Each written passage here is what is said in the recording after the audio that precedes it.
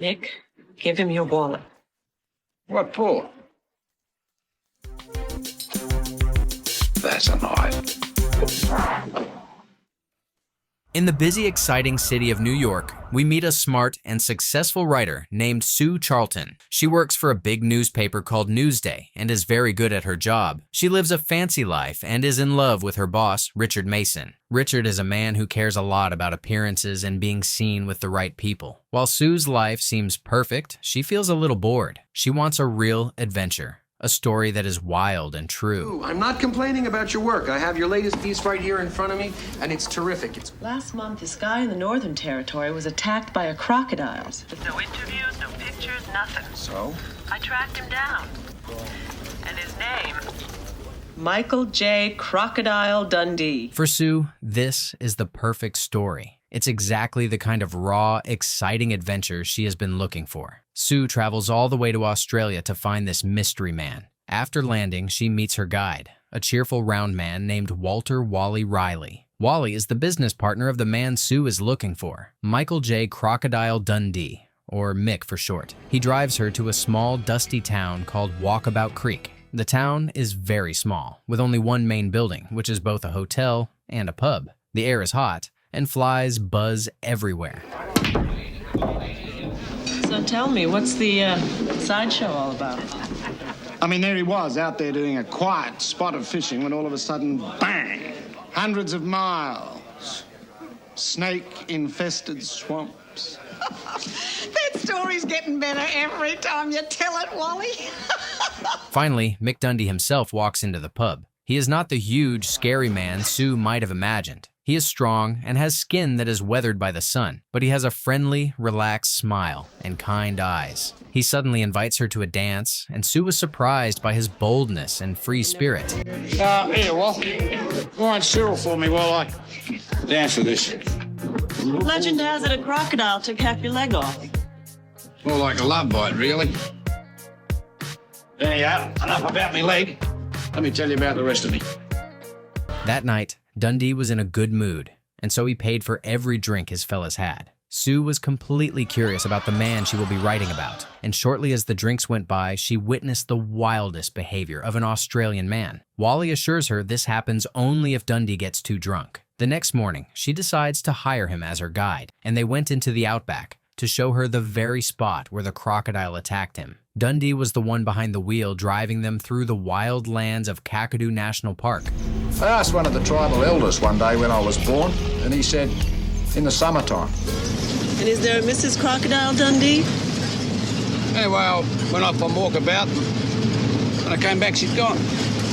How long were you gone? A couple of months. Suddenly, a huge water buffalo, a wild animal with giant horns, stands in the middle of their path. Sue is terrified, but Mick is calm. At first, he blew his horn to make the animal leave, but it was useless. Then he gets out of his truck, holds up his hands, and makes quiet, soothing sounds. That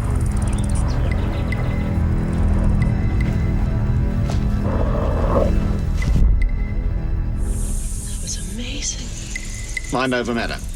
Shortly after, Wally leaves her in the hands of Dundee, and the duo ventured into the deep wild to show her the very place he was attacked. After a long walk, but a fun and interactive one, they arrived at the spot where his boat was abandoned after the attack. Here's what's left of me boat. How big was it? 16, 18 foot maybe. How did you get away? I said Crocs don't like fresh meat. He wasn't happy with the grip he had on me, so he let go to get a better one, and I talked him out of it. As night dawns, they camp by a fire, and they begin to chat. He asks her if she's married, and Sue tells him she was once married to a rebel. The two marched together back in the day before they separated their ways. Then she asked him if he had ever protested against anything at all. What do you think about the arms race? None of my business. Gotta have an opinion. Gotta have a voice. You see, Aborigines, well...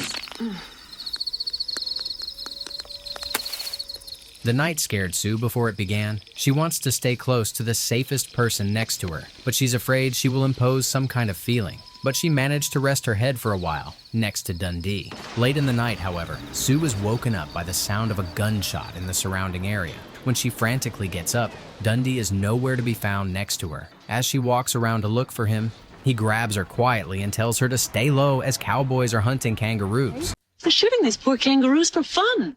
Well, there's no law against that. Got a gun!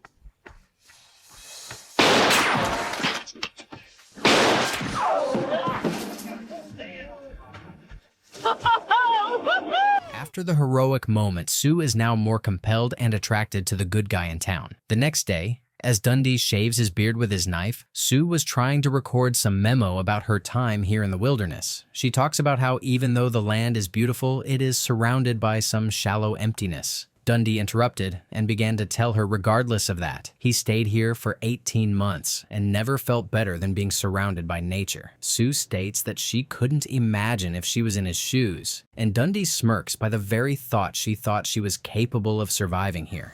How I'd feel if I were out here, alone. City girl like you wouldn't last 5 minutes, love. That's right, I'm only a Sheila. Okay, see you there this afternoon. If you're gonna go, take the gun with you. If you get in trouble, fire a couple of shots in the air. Regardless of her confidence, Dundee made sure he followed her just to make sure no serious harm gets to her. He spies on her unnoticed, and at first, Sue seemed like she could manage alone. But at one point, she mistakes Australian wilderness for New York swimming pool and approaches a river to cool herself a bit.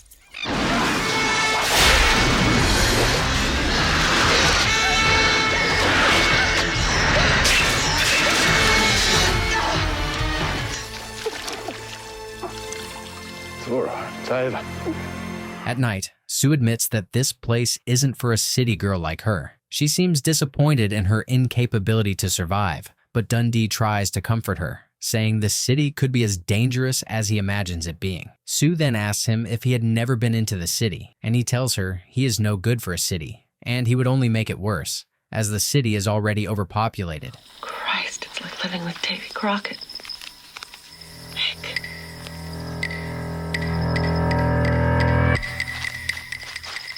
You frightened shit out of me. Oh, it's all right. It's a mate of mine, Neville Bell, Sue Charlton. Good day, Sue. When Sue asked where they are going with the tribal man and asked if she could tag along, Dundee gave her a serious no. He told her it's definitely a taboo for a woman to attend such turnouts. Feeling disappointed but respectful, Sue agreed to stay behind. However, it's clear she will follow them unnoticed just to make an observation of the ritual.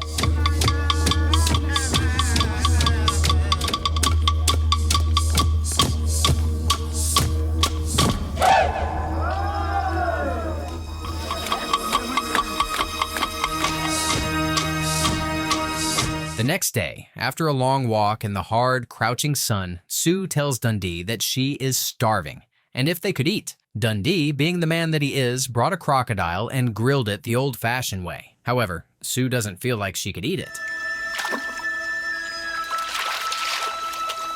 When I go back, why don't you come with me? What for? You in New York City?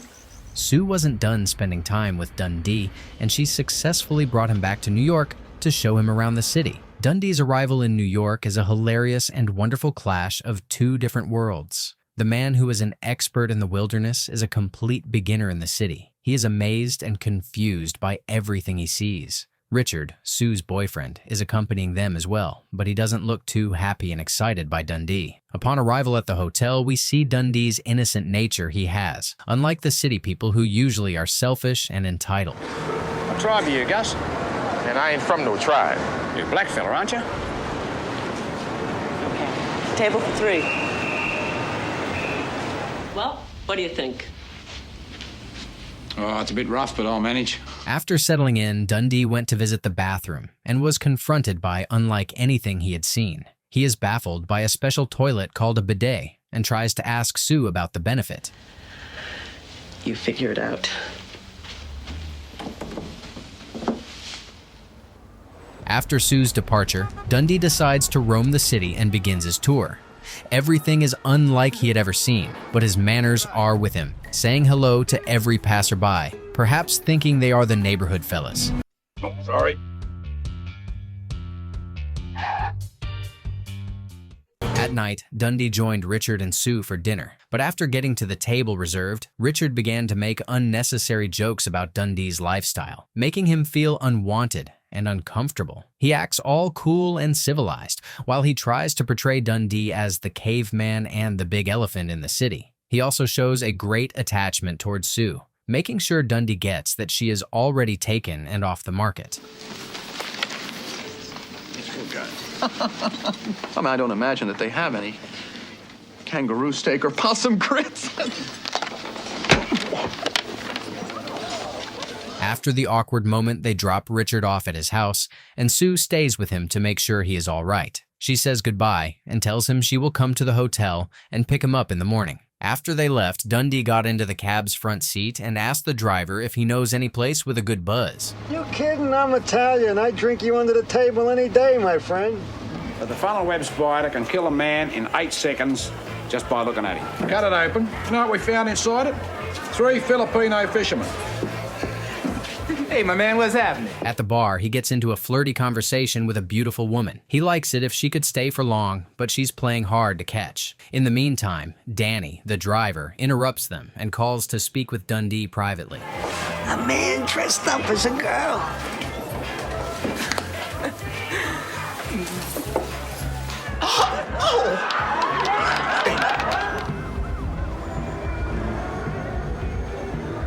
The prostitutes he just met are also looking for good money, and so they begin to lead him on. They liked his strange behavior, unlike the city boys, and things were heading the right way for him. However, a sudden arrival of their pimp interrupts the moment, and he begins to talk to the woman disrespectfully. Are you gonna talk all night, my man? Or you gonna screw one of them?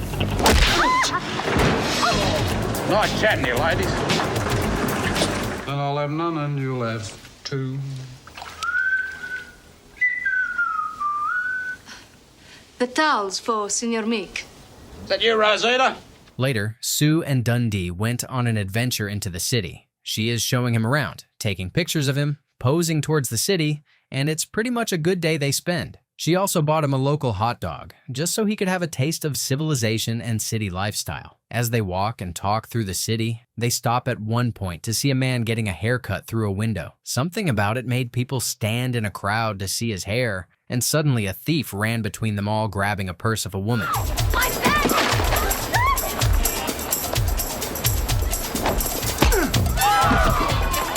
While chilling around the party, Dundee lights his traditional joint and enjoys the night. He socializes with some guests he met, but he isn't sure if he likes this type of crowd or finds their conversations interesting enough to stay by one corner. At one point, as he roams into the kitchen, he finds a man snorting a drug, which he mistaken for a flu. Got a blocked nose, have you? Blocked nose, right. That's the way we do it back home. He really fixes us up.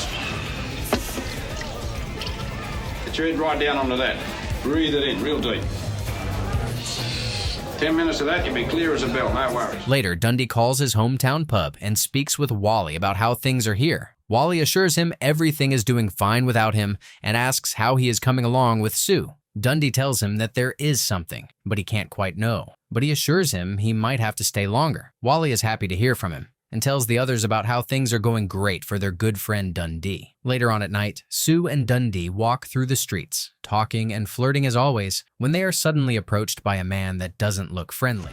Mick, give him your wallet. What for?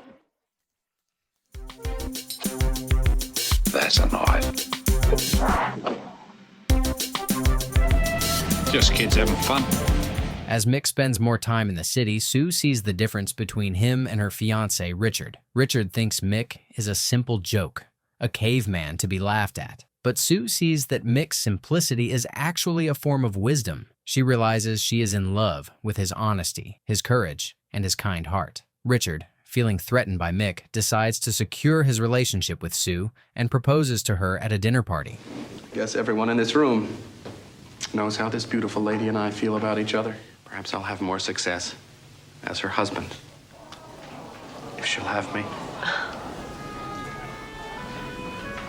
Dundee, believing he has no chance with Sue, decides it is time for him to leave. The limo driver asks where he should take him, and Dundee tells him to grab alcohol on the way and go to the city so he could clear his head. The driver gave him his own bottle, understanding his mood, and they headed off on the road. After a few distance, Dundee asked to be dropped off and began to roam the city. In one shady hallway, Dundee came across the prostitutes he once met at the bar and said hello. Thought you were somebody else. Well, if it ain't the man who don't like bad language, I'm not gonna marry Richard. You're gonna make like a kangaroo and hop away? I love him.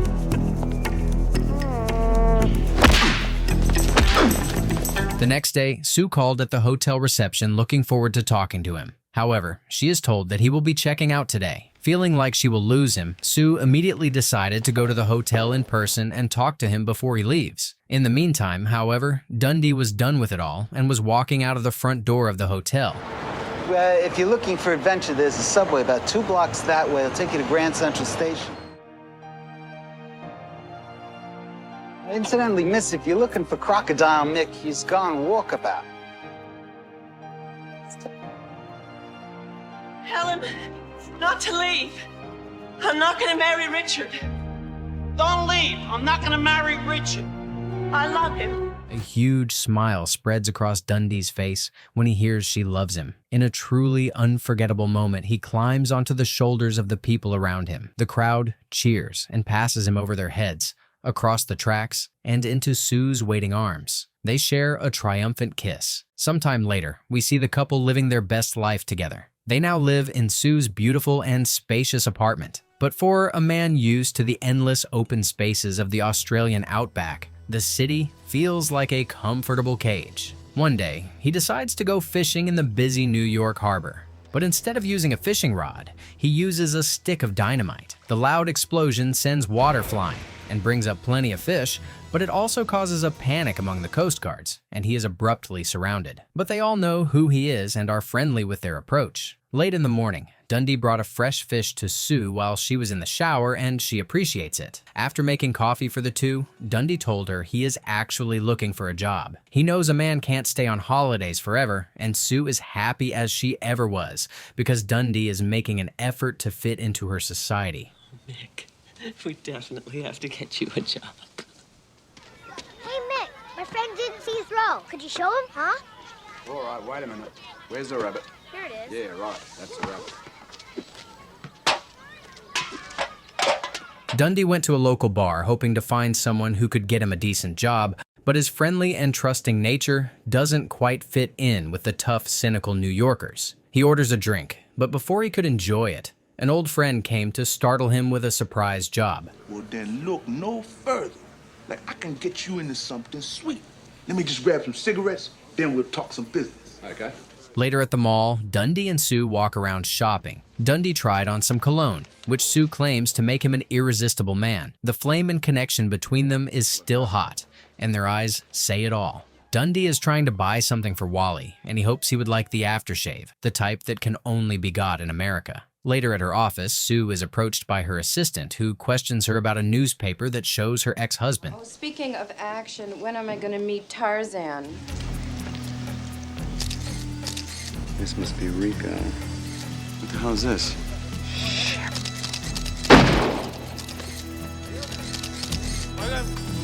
The danger comes from this moment on, where the chase between the criminals and the brave photojournalist Bob Tanner is conceived. Bob is also not an easy target to be stopped, and he managed to drive off with a camera film that is solid and concrete evidence.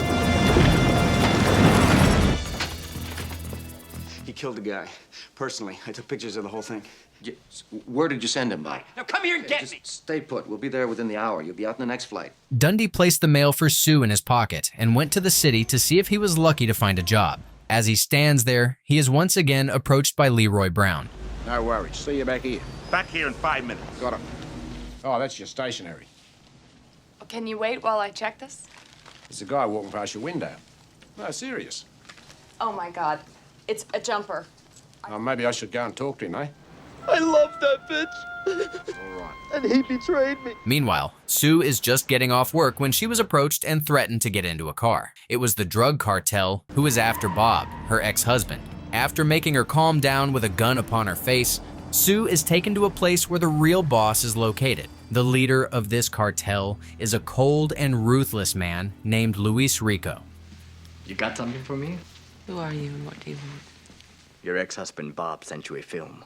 It belongs to me. I want it back. When Dundee gets home that day, he finds the house in ruins and messed up. He suspects something is wrong, but just then, the phone rang to his surprise.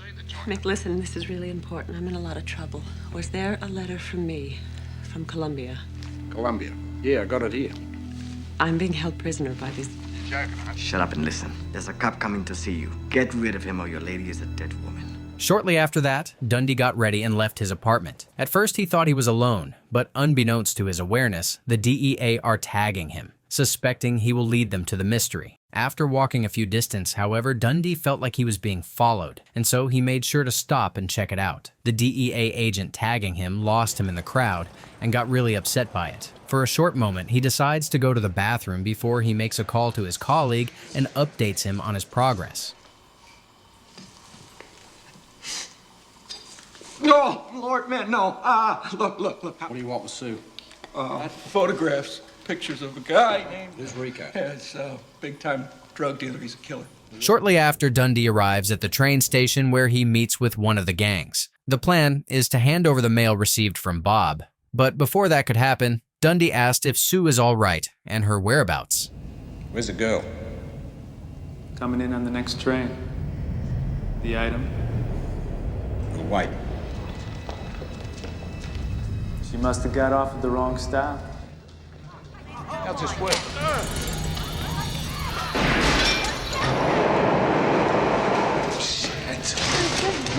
Meanwhile, Dundee was at home, awaiting an update from the boss, Rico. He was ready to fight anything when it comes to his beloved Sue. But then suddenly, he heard some noises at the door and suspected it's the cartel's men once again coming to attack him. Wakey.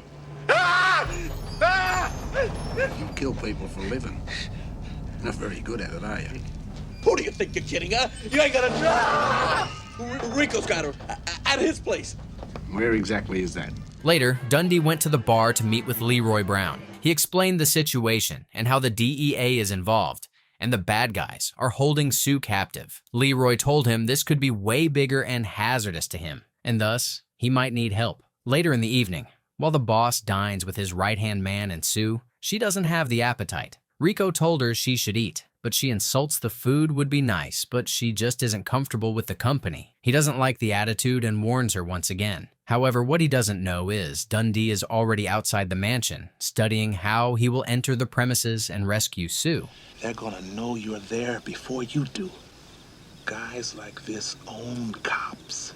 They went to some hood, where a group of gangs were chilling, and Leroy warned him they would bite, and so he should be cool with them. He offers to take the lead to smooth out the discussion, and they head inside to try their luck of finding distraction to rescue Sue.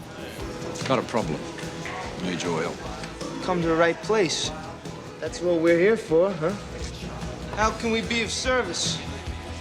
Together, they drove towards the secluded mansion with all the gangs tucked in a car behind them. It's for sure the gang likes Dundee and agrees to help him without any benefit. Upon arriving, they hopped on the big tree and made the layouts of their rescue plan.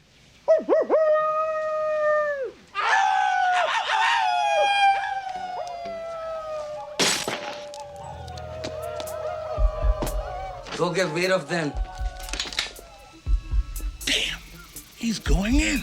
Dundee successfully enters the insides of the mansion and begins making a slow and calculated search for Sue. Meanwhile, Rico is in one room with Sue, waiting for an update, and if everything is fine outside. Miguel assures him it's just a bunch of teenagers setting off the alarm, but Rico cautions him to search the house regardless of the distraction outside.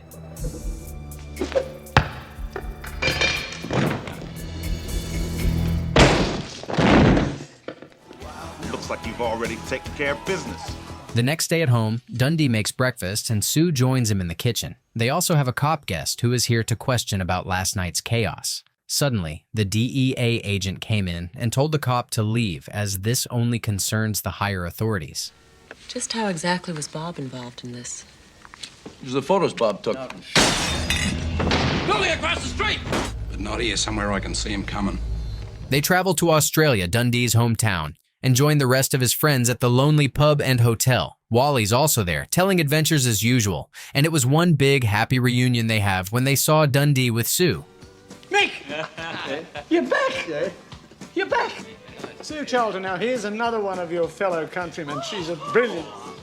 Good to see you again. Meanwhile, Rico, full of rage and arrogance, follows them to Australia. He hires some local men to help him track Dundee, believing that his guns and money will give him an easy victory. He has no idea what a terrible mistake he has made. For Rico and his men, the Outback is a hot, empty, and dangerous place. But for Dundee, it is his fortress and his greatest weapon. Hey, Miguel. Oh, it's been a long time, amigo. So you didn't have to bring any extra help, Mr. Rico. Me and my guys can take care of Dundee. Dundee went bush about a week ago, and Teddy's the fella that's going to help us find him. Later, Dundee and Sue went on a hike, and he showed her what he considers the luxury holiday penthouse of the bush. Sue likes it, and he told her she is the only person he's brought up here. While they enjoy the moment and Sue looks around, suddenly they hear some noises outside and Dundee already feels the threat approaching them. Don't you... I know you're up there. Come down, or I shoot your friend. Shoot the dopey bastard!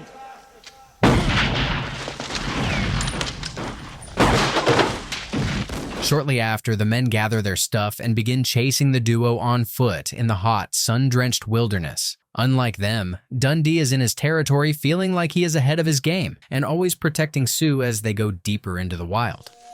Hey! Look at this!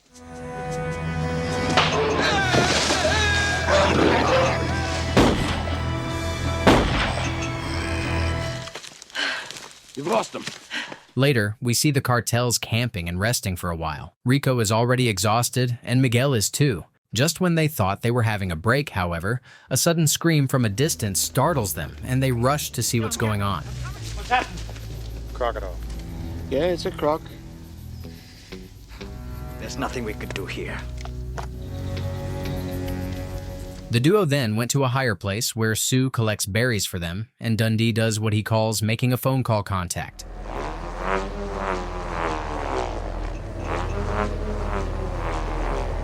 What the hell is that?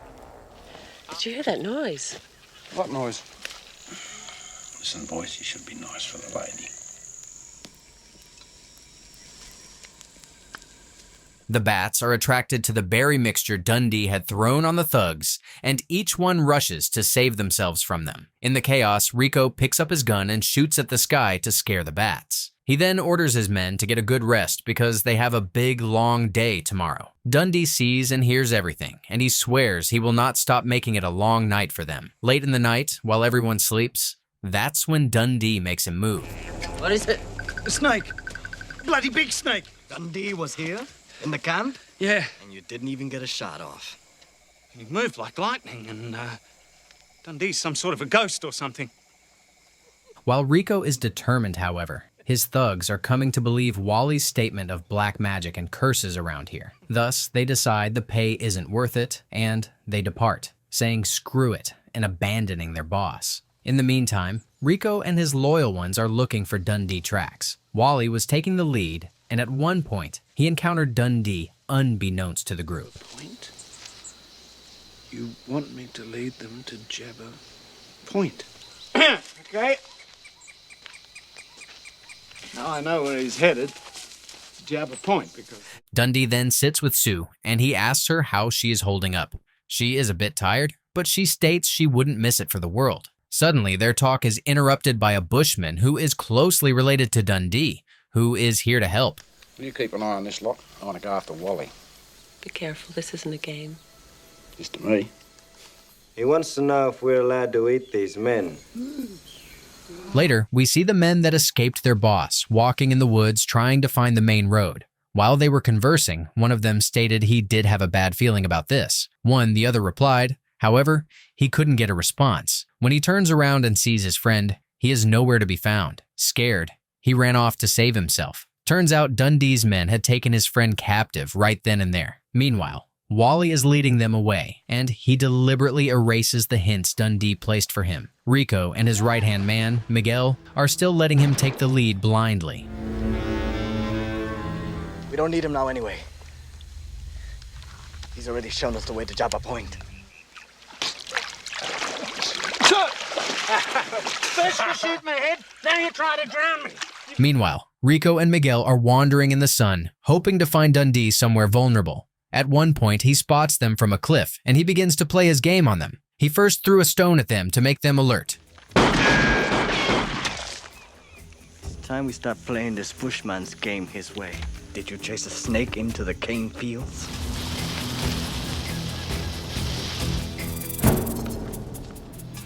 Take your pants off.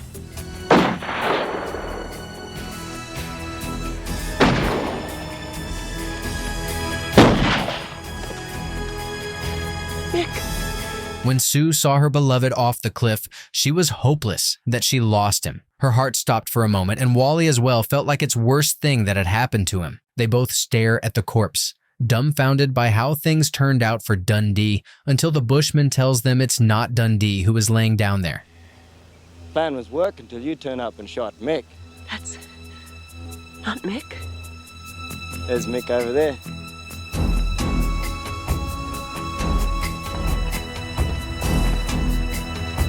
With the cartel defeated, the land and the people are now safe. Dundee and Sue are reunited with love. Now, with nothing coming between them to separate, she considers his land her home, as he has respected and lived in her house in New York. And with that, this beautiful and adventurous film comes to a heartfelt close.